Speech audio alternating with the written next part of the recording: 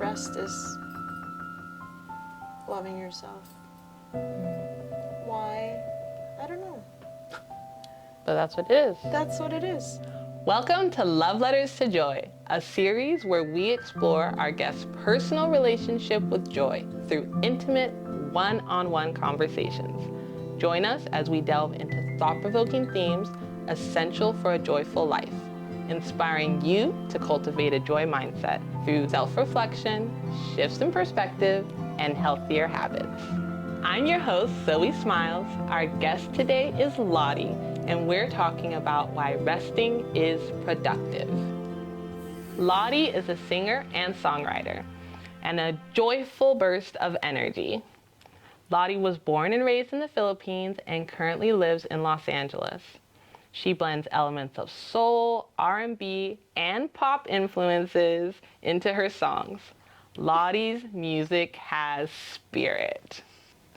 Welcome, Lotti. Hi, Zoe. It's really nice to have you on. I'm actually really happy. Thank you for having me here. Yeah. So special. It is special because we don't really get to talk as much as I would like. Life is so busy. Yes. But here we are. Here we are. And it's so interesting that you say life is so busy because today we're talking about why it's important to rest. So my first question is, what does rest actually feel like to you? I love that question. I love this topic. I love that I'm here. If I hadn't mentioned that yet. It means to me doing things that are recharging for my soul, for my spirit. Feels like spiritual, like food, nourishment. I feel like when people say rest, it's like, okay, go to sleep, or like take a nap, or like do nothing. But yeah, I feel like it's things that I like to do. So resting is more active. It's a choice, It's a choice. I think. Like, what do you mean by it's a choice? Like, I can say, so I've been working my day job as a nurse, doing that contract work for like 13 weeks, Monday to Friday, every day work. And then to me, like, I felt the need to rest, but it was like my body demanding that I just rest and like just having, I don't know, like maybe a reality check, like what rest actually meant to me, because it evolved. It wasn't just having 8 hours of sleep. Okay. It was going to get a massage every 2 weeks. Ooh, every 2 weeks. I love it. Okay. 90-minute massage. 90 minutes. Oh, wow. Let's do that. Yeah. It's maybe saying no to things that will require more of my energy that I don't even have to give. Yeah. Yeah. So it's a choice. Okay. I like that. So it's not just about sleeping. It can be. It can be, but Very it's not much. just about that. It seems like it's more about resting different parts of your body. Like giving different parts of yourself the opportunity to have a calmness, like a peace, you know, because to have to leave your house, especially in LA, to go anywhere is not restful at all. But knowing that you're going to do an activity that actually gives you the opportunity to rest in a different way. Exactly. Yeah. Recharging. Oh, okay. Like, I feel like sleep is good and restorative, but sometimes there are activities like that will just like heal me from all the work that I was doing, and I'll come up to a zero. But there are activities that I can do that'll bring me up from here to like up here, and I'm like, well, that was a good choice that I picked that activity. I love that. So resting can bring you like from a negative to a zero. But doing a specific activity that you know recharges you, brings you from a negative to like all of a sudden you're at 30% now or 50% or hopefully 100%. Yeah. Wow. Okay, that's actually interesting. I thought about gardening when you said that, because there are times, because my work actually is very tiring sometimes. I love it. I love doing it, but I can wind up having like 12-hour days, or I've had 16-hour days, and I'm so exhausted. And when I do have the opportunity to have a little extra time, if I push myself to get up and go out into the garden, even though it's physical labor, like it should actually make me exhausted, but I'll be out there for like 2 hours and I feel so rested. I feel good inside. My body feels relaxed. Like I can be out here even longer if I need to go to bed. Yeah, so I actually get what you're saying. That's a different perspective. I've never heard it put that way before, but it's so true. Oops. Yeah. I love it. I love that. Okay, so let's see here. Oh, when did you decide that rest was going to be important to you? I think I had hints of it. Growing older, sure, of course, obviously. I had hints of it, like here in LA, like having to do so much. The thing that pays your bills, like the thing that you're dreaming of and aspiring and building towards. And that requires so much of you. And even though, yeah, it's like restorative work, we are only humans and fragile with finite energy and health. And so it's vital that we take a pause and like recharge, or else this whole life thing will not be anymore. That's true. Be taken away. You will get sick and you can't do the things that you want to do. That's true. You say it with a lot of sighing too. Yes, because it's the truth, and the truth is not fun. You know, it's so interesting. The way that you say it, it's almost like you didn't have to learn how to rest until you came to Los Angeles. Yeah, I think so. Really? So what was your experience like before you were here? Well, I think, so I moved to the States in 2013. I was 17 then. I came from the Philippines.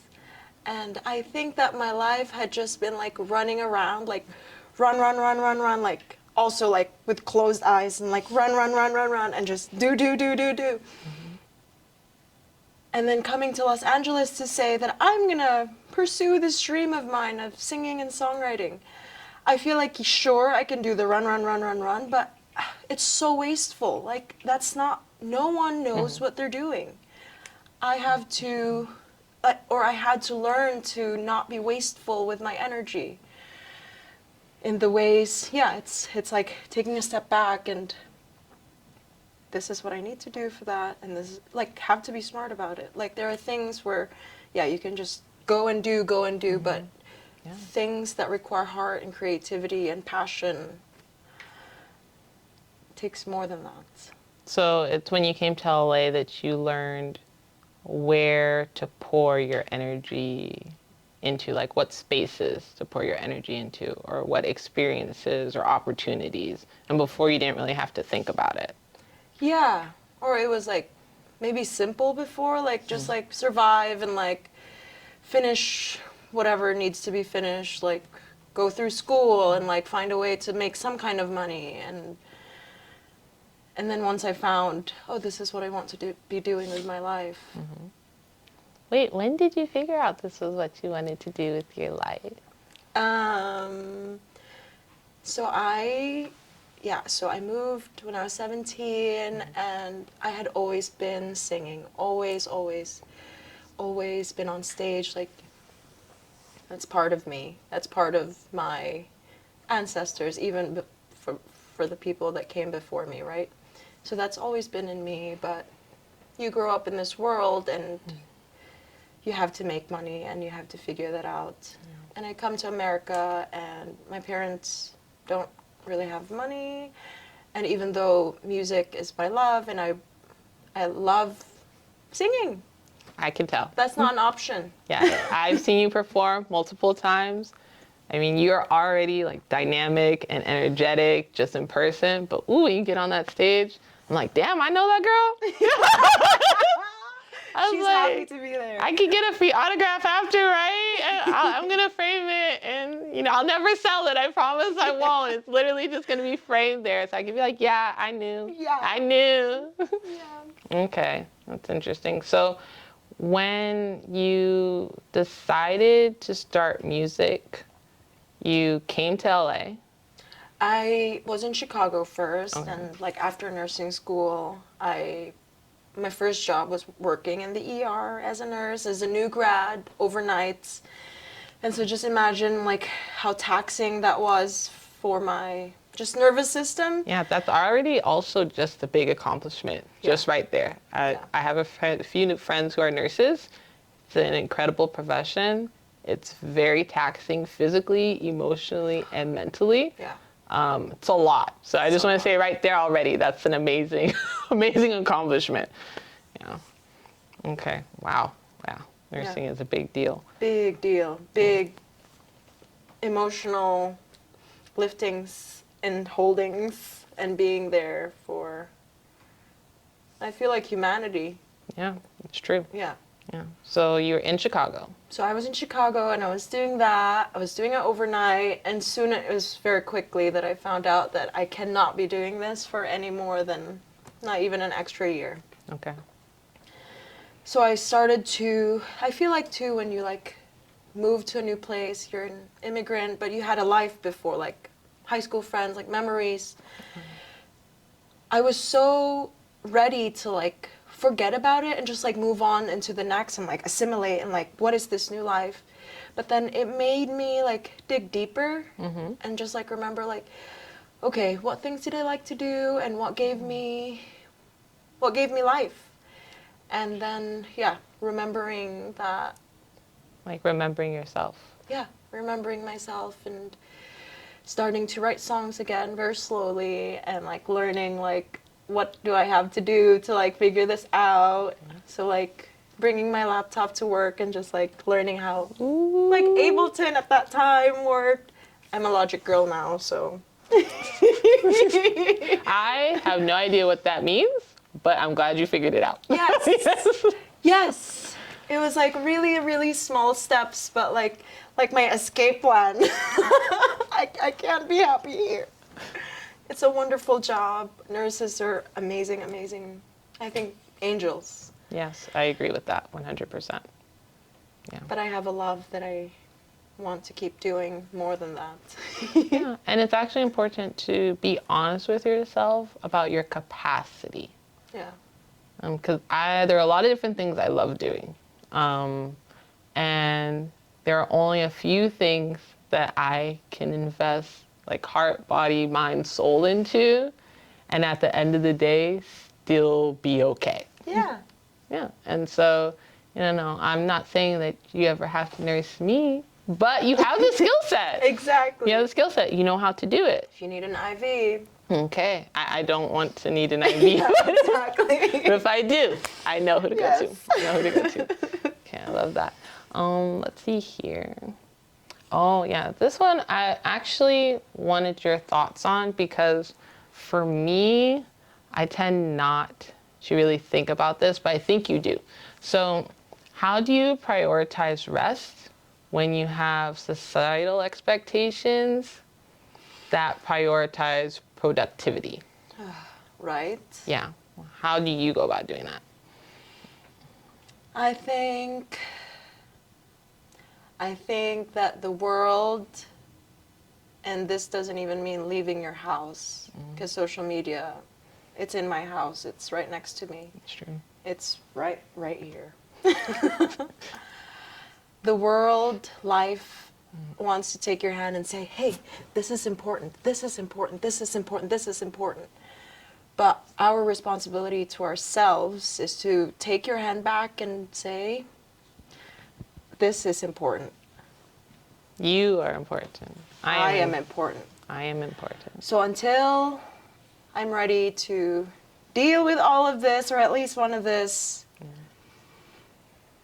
I'm going to be here, taking my time. Wow, that's actually a really powerful sentence to be able to say, I am important. It's like a really small thing, but it's a really big thing. Like how many times in the day when we have so many responsibilities, so many to-do lists, so many people who expect, need, or want something from us, do we get to pause and just say, actually, I'm important. Yeah. And it's going to be a no. Yeah. No, not yet. Not ready. Yeah.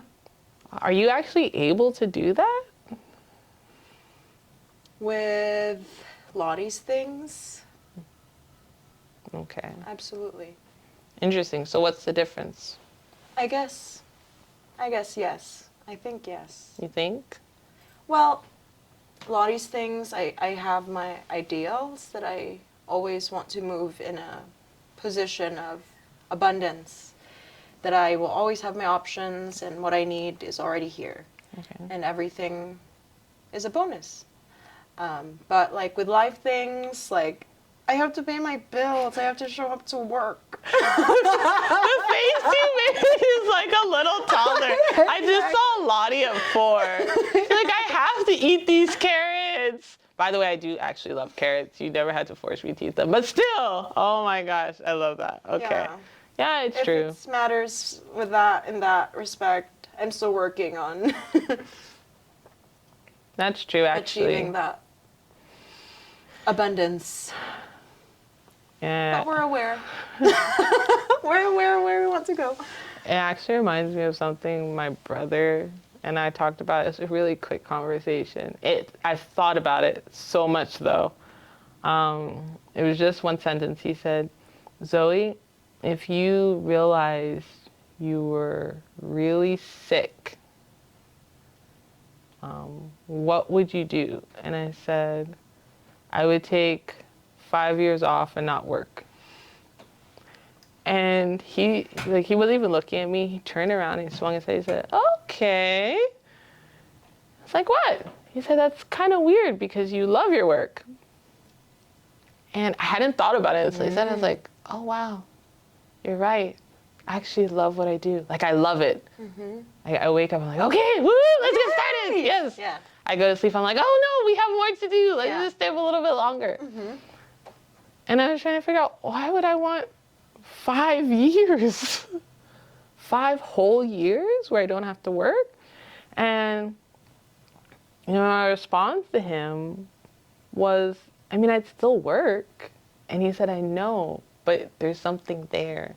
And so I recognized I still would want to work because I love my work, but I would want to work without the obligations of having to show up at a specific time, having to meet these specific needs, being able to say, I want to go to sleep.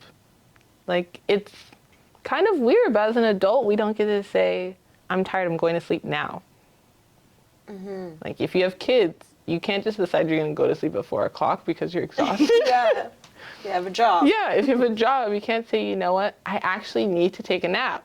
I know. I need to take a nap. I know it's noon, we're in the middle of the workday, but I need to go to sleep for like 30 minutes. Right. If I say this loud enough, will they hear me? Yeah, and they're not going to. No. And, you can't necessarily just go to sleep on your lunch break. You're hungry. I know. And there's only 30 minutes. There's only 30 inhale. minutes. So, yeah, it's just this recognition that even when you love what you do, you still want to rest. And you want to be able to have the opportunity to say, I want to rest now. And I do think we have a decision, like you were saying earlier, about making that space and carving that space up for ourselves. But it's also really important to understand that sometimes we can't, and that's okay. And not to necessarily beat up on ourselves. Yeah. And instead say, okay, maybe there was an extra thing that I needed for myself today. And I wasn't able to meet that need in the way I wanted to. Mm-hmm. But how else did I show up for myself? Mm-hmm. Because actually, I was in a conference call, and it was a group therapy session that was being offered for free for business entrepreneurs. And I remember this one woman, it just stuck with me because it sounded like something that would have happened to me. She said, you know, I really failed today. I booked myself a massage and I just couldn't imagine driving 30 minutes into the city to get to the massage. And I decided to stay home. And I can't believe I didn't show up for myself. And the therapist said, why do you think you didn't show up for yourself? And she said, because I didn't go to the massage. And she said, but maybe that's not how you needed to rest that day. What did you do? And she said, I just slept. There you are. That's the rest that you needed. Yeah. That's what you needed. So like maybe you didn't get to take that time to rest in the way that you planned, but maybe you sat for 5 minutes and just stared out the window. And you let your mind just go blank and you just enjoyed the sun hitting you. And you think, oh, it was just 5 minutes. But that was a form of rest. Yeah. Like you took time for yourself. Yeah. Yeah. Wow, Lotti, I love talking to you. Right. I love talking to you. Yeah. It's interesting too because our brains, like when we do our to-do list, there are things to do and they are set and they're like email this and email that and email this.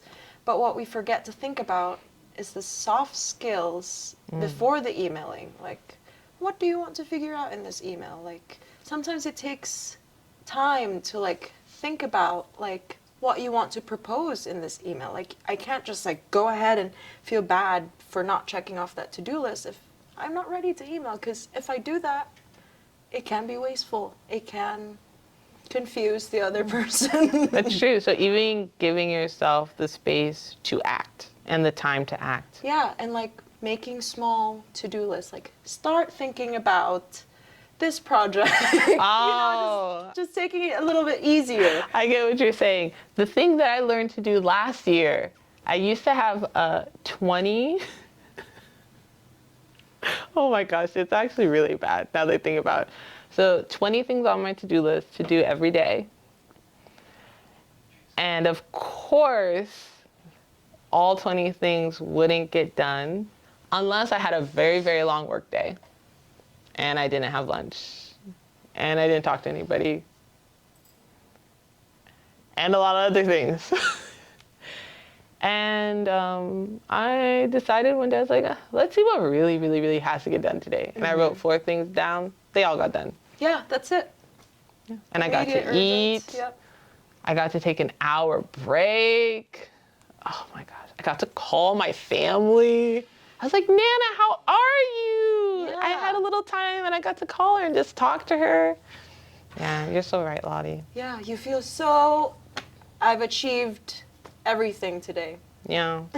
Giving yourself the space to be okay with doing things on a smaller scale that in reality is not smaller. Not at all. Just because we're high achieving people and we're used to like do, complete. Yeah, I feel so much better about myself, thank you. No, I actually do. I'm like, wow, Lotti basically said I'm doing the right thing. You're doing amazing. Thank you. We're trying our best. We really are. That's all we can do here. So do you think that rest is a form of self-care? Tell me why. Because you get sick if you don't ever rest. B, rest gives nourishment to your spirit. And if your spirit is exhausted and burnt out, I don't know, there's no love. Ooh, no love. Then it's just, I don't know, robot work. Then it's just routine work. There's no intention behind the actions. And yeah, that's it. Rest is self-care. Rest is loving yourself. Why? I don't know. But that's what it is. That's what it is. I can't think of any explanation. It's just what it is. Well, I think we all need to love ourselves more. Yeah. Maybe some people are loving themselves too much. Do you think you can love yourself too much and rest too much?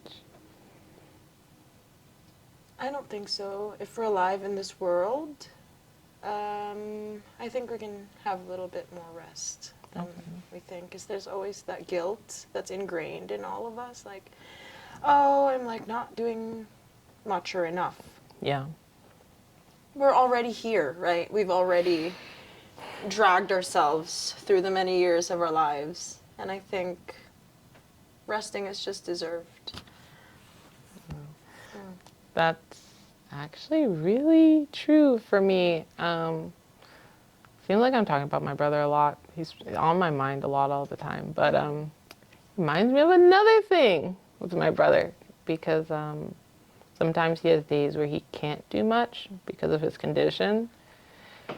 And I'll talk to him and he's like, how was your day? And so I tell him about my day, and I've done like all these different things. So I'm like, what did you do today? He said, well, it's 8 p.m. I was able to get out of bed. I ate a meal. And I'm talking to you. So I didn't really get anything done. And in my brain, knowing what he has to go through, I'm like, oh my gosh, today was such a good day. It was such a good day. Yeah. So I really think it's important for us to recognize that all days don't have to look the same, that we can show up for ourselves the way that we need to in the moment,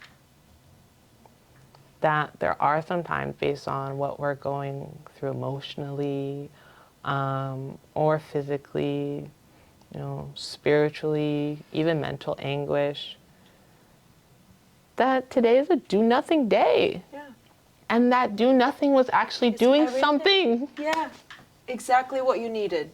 Yeah. It's everything, just like you said. Yeah. That's all you need to be doing. Yeah. And sometimes you need that for a little while.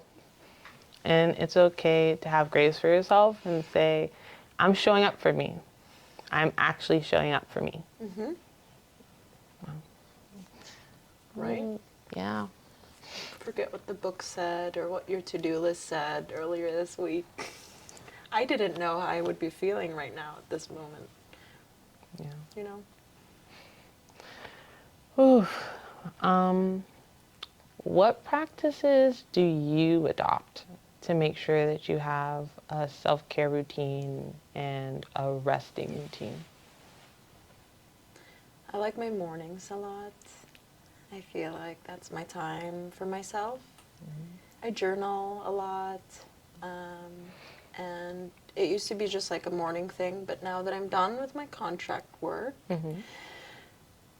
I journal, so it's like to talk with myself, just unfurl like this thing that's bothering me or this thing that's bothering me, just like write it out. I love that you say this thing and you go to your heart, and then you say this thing and you go to your head. In the mind, yeah. Wow, because they really are two different things. Different things. They're different things. Needs to be, what do you mean? Okay, so you do your journaling and you take your mornings. So what does a morning look like?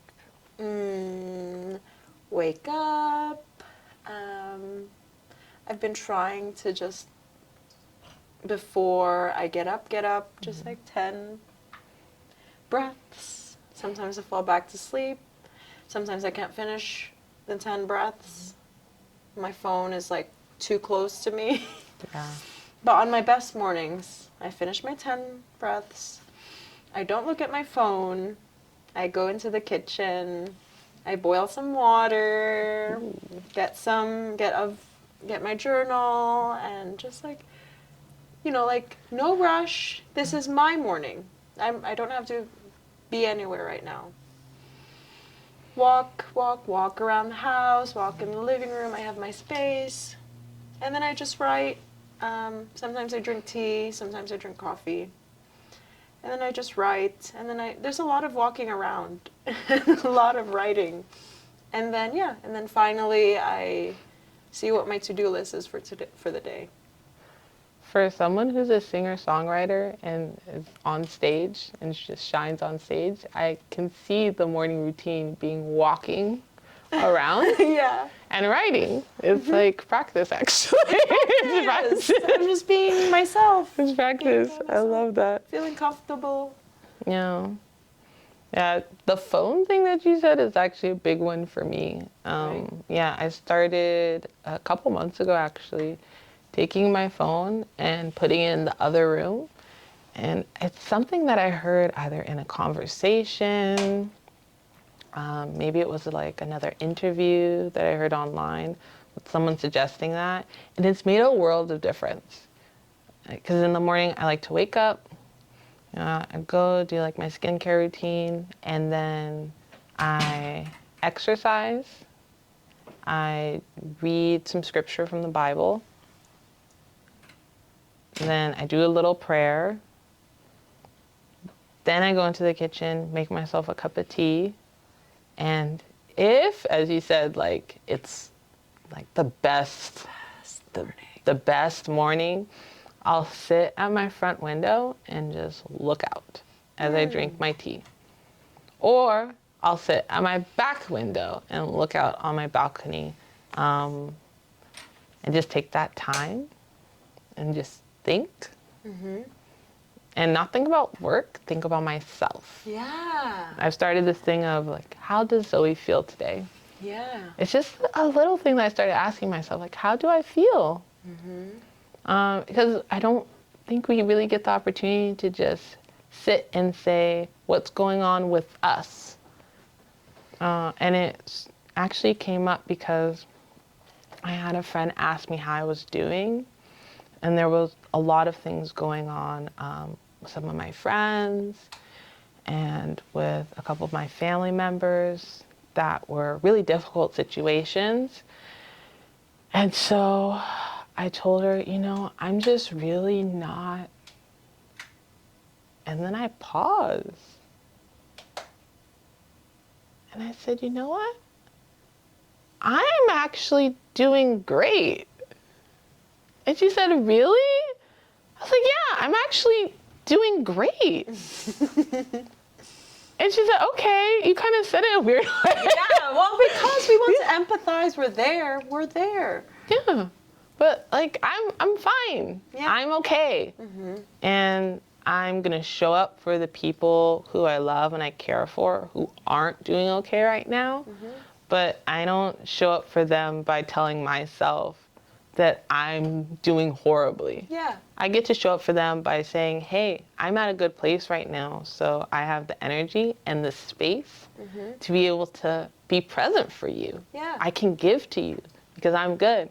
Just like the days when I'm not doing well, you can give to me because everything is going great in your life. And then there are the days when we're both not doing well and we show up for each other because we just have that capacity and we care. Give that. Yeah. And we're like, girl, it's okay. I'm going through it too. Let's talk about it. Yes. Let's talk about Share it. this burden. Yep. Let's stir the pots. Yes, the pots will be stirred. I love that. Okay, I want to ask for your advice. It's not for me, it's for anyone. I want you to give advice for someone who wants to embrace rest as an essential component for living a joyful life. Like, what would you tell them to do? How would you tell them to go about their day? Or maybe even like, what mindset do you think they should have in order to make rest a really pivotal point in their life? I think there's a part of rest that we feel so guilty about. I feel so guilty about it still. But I think when you just think about all the years and all the places and all the situations you've been in and where you are now, I think that rest is just deserved. It's just payback for all those times that you hadn't done that. So there's no need to feel bad. It's just catching up with yourself. That's actually really true. Yeah, we haven't rested enough. I feel like it just started last year for me. You're like, I have decades to catch up on. Okay. Right. That's hilarious. So you're basically saying, let go of the guilt. Let go of the guilt. Rest is not just sleeping anyway, so you're going to be doing something exciting for your heart, and if it's exciting for your heart, it's probably exciting for somebody else too with a heart, and it's probably not just one, but that's all that matters. If it's for you, it radiates and it shines, and that feeds this world. That's true. That's true, actually, because if you're taking care of yourself, how you show up is differently. Very different, and you actually are able to impact others in different ways too. Yeah. And then you can talk about how much you rested, and someone could say, oh, wow, well, I would love to radiate that way. I think I'm going to rest today too. So exciting. Yeah, I might actually rest after this interview. I love it. I love it. I love that. I think I'll take like 10 minutes and just go for a walk. Right? Because that's resting with action. It's active rest. There we go. Yeah. Yeah, and I think that I haven't rested in the way of exploring Pasadena. So Oh, you're right. You're right. I love it because we are in Pasadena right now. Yeah. Okay. So how do you navigate societal expectations that put a big emphasis on being productive? I think, let's see, give myself a lot of time to give them answers, make sure that they know that I'm going to take a lot of time to give them answers, and if they're not okay with that, So you're basically this saying... is my process. Yeah. You're saying tell people that what you're expecting, I may not be able to meet, and this is actually what I can do. Yeah, like it takes me, like my process, like if you want me to finish, but it's also like different, right? Like, let's see. Like if it's something easy that I already have the answers, I like to get that done right away. But if it's something like that will require my creativity and my, like basically my being, it'll take a while. Like for releasings of songs, like I've had these songs for the past 2 years, but I'm not ready to give it out yet because in my mind I'm not completely done yet. Oh wow, I might be part of the society that has an expectation because I've kind of been like, hey, Lotti, When are you? yeah, I want new music. The music is so good. I told you, I play your songs on repeat. I'm like, let's add some more tracks. I know, I'm like, dude, like, oh, but not yet. Not yet. Okay. Almost. Okay, so that's what we just get to say. We're just like, not yet, not now, or maybe I can show up tomorrow instead of today. I can sing you a song. I can, like I can show you what I've been working on, but if you want the final product, not yet. Okay. So I'm working on it though. You're really talking about boundaries. Yeah. Wow, that topic comes up a lot. Boundaries seem to be important for so many different aspects of our lives. Yeah, but if we want to be able to have the opportunity to rest and to be able to give ourselves the space to show up the way that we want, then we do have to have boundaries. Right. Every time with boundaries, every time I feel like I've learned it, I can learn more of it. How to maintain it, how to like keep that door closed and not feel bad and like have to say, oh, and feel like, oh, I've rested enough, or like have, yeah. I'm still learning. Yeah, I'm always. still learning. I'm much better though. Used to actually be horrible with boundaries, and I was trying to figure out why. And actually talked to my mom about it. So I think it's because I did have to do caregiving for my mom for, I think it was about 10 years. And I did grow up in a family with someone very close to me, my brother, who has a chronic illness. And I just felt like if you need something, it's more important than what I need. I mean, yes, I would love to go to sleep right now, but you're screaming in pain. So it's probably more important for me to stay up for 4 hours and make sure that I make you feel better in some kind of way. I know. How can I go to sleep? I know. Well, it's wrong. It's horrible. Very hard. But as I got older and as my mom got better, which I thank God for every day for that, I've been able to have more opportunities to say, actually, what you need is important. Like, it's okay to say, hey, I love you so much, but I'll see you tomorrow. And that has less to do with society's expectations and more has to do about showing up for the people you love. Which is the hardest thing, to say no to the people that you care about, to the people who care about you. Exactly. It's like so hard. And also we're like, yeah, we're strong and like capable and like, oh, just a little thing, I can help you. And then you're here and you're like a little angry at yourself, feeling resentful, could have been avoided. Yeah. Always learning. Yeah, I think for me, it wasn't necessarily resentment. What it was being exhausted. It's just being so tired Yeah. and realizing that I couldn't even show up the way that I expected. Like, I wasn't even meeting my expectations anymore, even for myself. Yeah.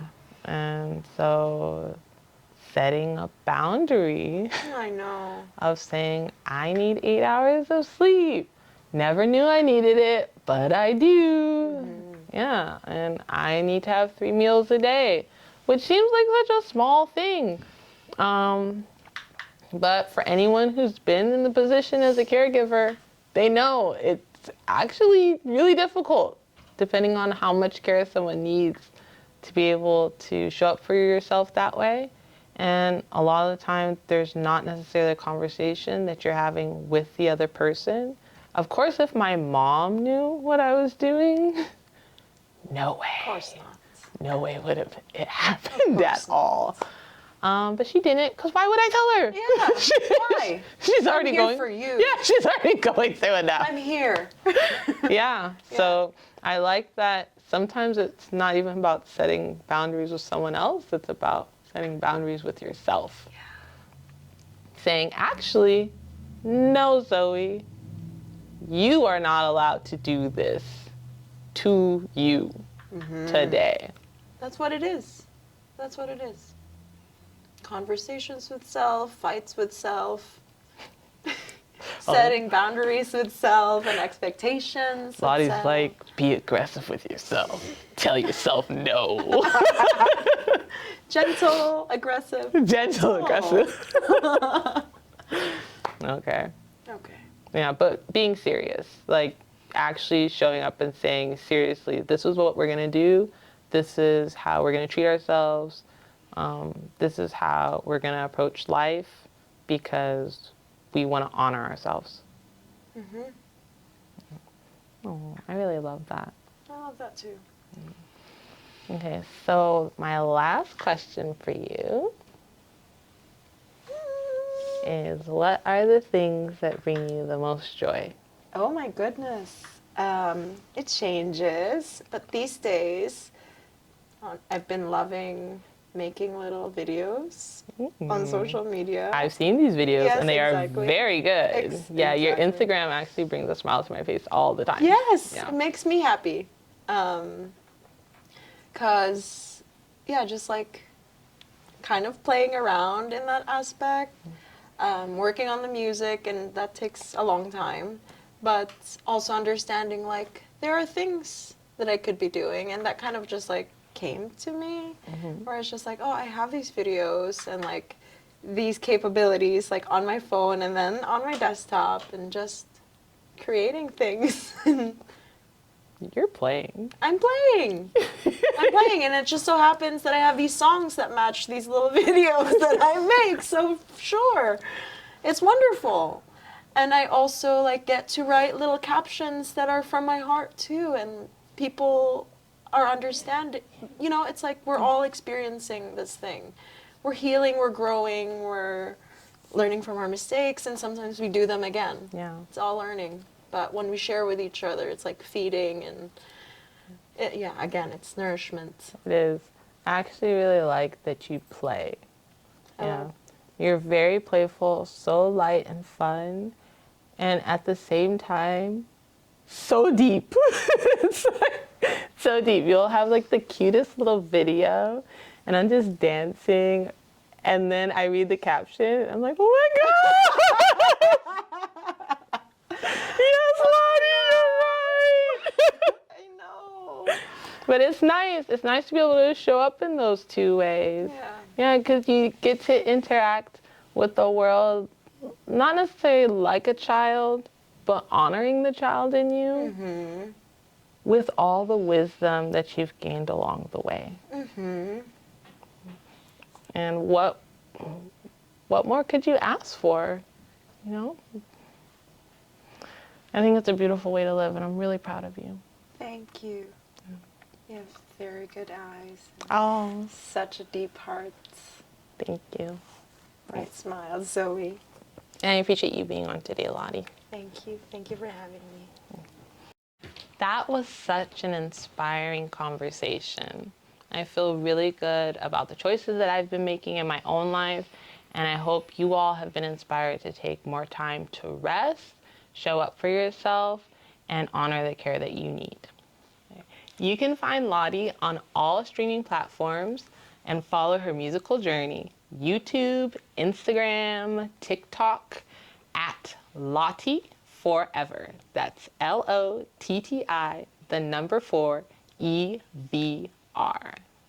That's the end of our show. I'm Zoe Smiles, and this is Love Letters to Joy.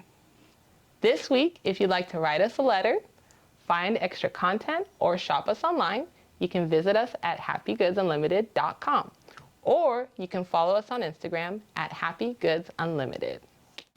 Thanks for listening, and until next time, have fun out there. Today's episode's executive producers are Zoe Smiles and Love Smiles. Production company, Love Your Sunshine Media. Directed by Mun Singh. Editing and assistant camera by Louis Wynn. Host, Zoe Smiles. Guest, Lotti. Makeup provided by Estelle Descade and Joanna Fev. Behind the scenes coverage provided by The Weekend Project. Motion graphics, Dang Vang. Theme song, written and produced by Heaven Shamba and Ben Hara. Special thanks to Jason Siegel, Ian Erskine, Courtney Acuna, You and Me Media, Dana Blair, Boba Chacha in Pasadena, Sunright Tea Studio in Pasadena, and you.